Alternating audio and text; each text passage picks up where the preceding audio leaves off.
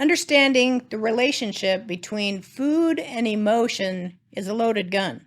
Oh, and it pulls the trigger many times too and destroys a lot of lives. Like, for example, we find people doing what's called comfort eating. We all know what that is. It's when you are looking for food to provide comfort for some wound or hurt that you're going through. And typically, the foods we gravitate to are the worst kind of foods that create inflammation. They will cause you to gain weight, and they'll cause you to even be more sick and more depressed and more wounded. So it never solves the problem. So we've got to get away from using food as a comfort. I just think that's the key thing within what we need to talk about. We've talked about this little story with little Johnny for a long, long, Oh, long yeah. time, and it is all around events and emotion. Can you talk about that little story? Yeah, little Johnny, he seems to get the brunt of all the jokes these days, doesn't he? Little But Johnny. little Johnny, poor little guy. Let's make little Johnny in this case 4 years old. So little Johnny gets on his bicycle and he's learning how to ride a bike. He's got his training wheels off and he falls down one day and gets this boo-boo on his knee. Boo-boo, for those of you that don't know what that is, that would be like significant road rash. Mom comes along and says, "Oh, little Johnny, let me give that boo-boo a little kiss and let's go get you an ice cream because that's going to make you feel better." Of course, little Johnny goes and gets the ice cream. He feels a bit better. Well, little Johnny gets in school eventually. He gets to first grade and he starts making good grades and brings home a report card, and that thing says an A on it. And little Johnny is so happy, they go celebrate with, you got it, an ice cream cone. Well, little Johnny eventually starts playing sports, and they have a great, big, amazing victory one day, and they're so happy. It's time to go celebrate with some ice Ice cream. cream. You get it, right? Well, little Johnny's sports team, they go from the victory to defeat, just like the wide world of sports used to talk about. Well, they have to go console themselves with an ice cream. And little Johnny gets to third grade, and he finally has somebody that's very important to him die, say his grandma or grandpa dies, and they have to go get some of that grief taken care of by getting him an ice cream because that's what grandma used to do. In all those things, little Johnny has dealt with pain.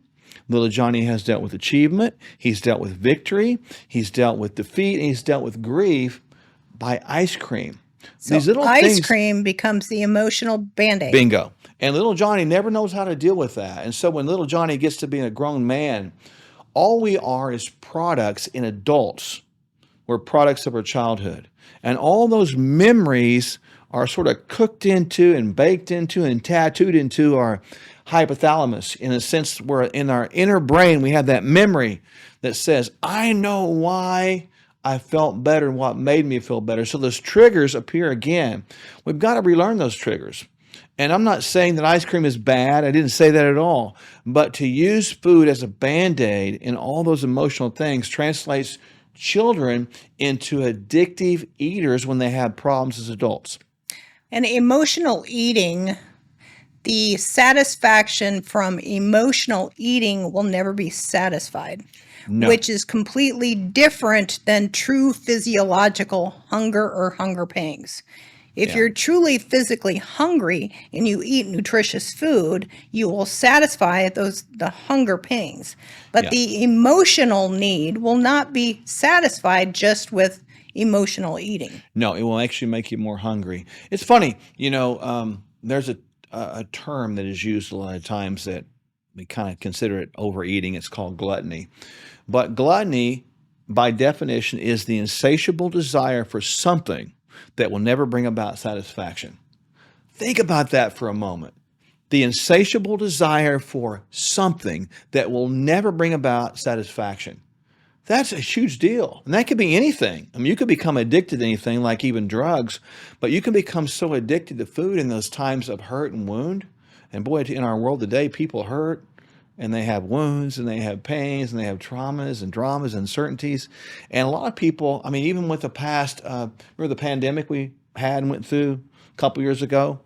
There was the COVID-19 or whatever people were saying. That was weight gained. Why was that? COVID 19, 20, 40, before it was all COVID said 40, and yeah, done. whatever that was. But it became something that became a problem. And it caused people to become more and more depressed. And we saw, suicides go up. and isolation builds depression, which depression and then can build to overeating, et cetera, et cetera. So there's an incredibly strong tie and link to emotions and eating, but we need to sort of diminish or dismiss or even cut that link in half, because emotions are great, eating is great. We have to have both, and we should be able to do both effectively. But when they're connected like that in an unhealthy way, it just sort of multiplies unhealthiness. What I found, one of the tricks that I found, or one of the tools that I found has been very helpful, is to have a better relationship with food. I mean, we have to eat, and we want it to be pleasurable while we're eating. We spend a lot of time with family and friends eating. When we sit down to a plate of food, it is good to have a conversation with what we're doing. Do I need this? If the answer is yes, do I need this right now? If the answer is yes, ask the question, why? Oftentimes, we discover that we're tired. We need to be sleeping instead. We're bored, and we're going to food as a habit. We're chewing on something emotionally, so we're going to food as comfort. So if we can identify the reason that we're actually going to food as a comfort, or we can change the relationship that we have it and probably save ourselves a lot of physical stressors and discomfort. Oh my gosh, a lot of people today, I mean, I don't want to talk Christianese because it freaks people out, but the bottom line is, people that are Christian out there know they have the Holy Spirit within them, and He is known as the Comforter.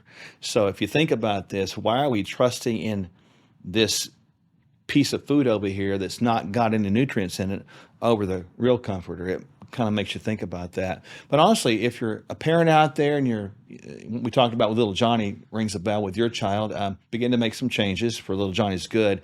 And if you're struggling with comfort food eating, reach out to us, because we deal with it all the time. We can give you some tools to get through it and ways to sort of turn that discomfort into real good and healthy comfort. And there's a way out of that, so it doesn't have to be this negative vibe that's hurting people so much.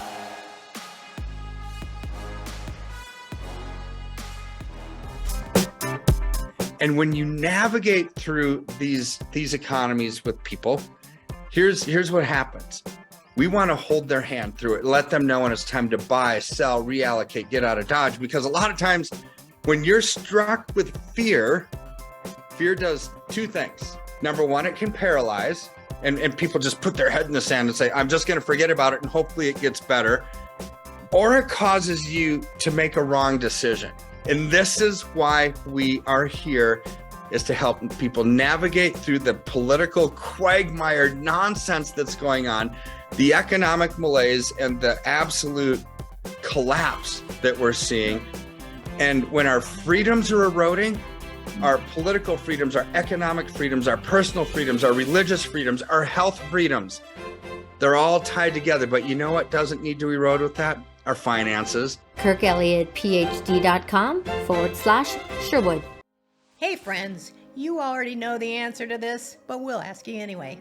If you stay away from your favorite junk food for a month and then go back to supersizing it, will your health improve? Well, that's the thing about change. To change, we have to be as consistent as possible. And when we go back to an old habit, it's not the end of the world. We just get back at the new habit.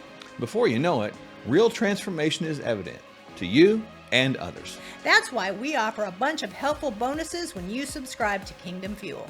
Kingdom Fuel is our complete nutritional meal shake. It's the simple start to a transformed life, and we'll auto ship every month so you don't run out. You'll receive 2 free shaker cups, free access to our video courses, and a monthly call with us filled with practical inspiration. Just see the link below or on your screen and subscribe today.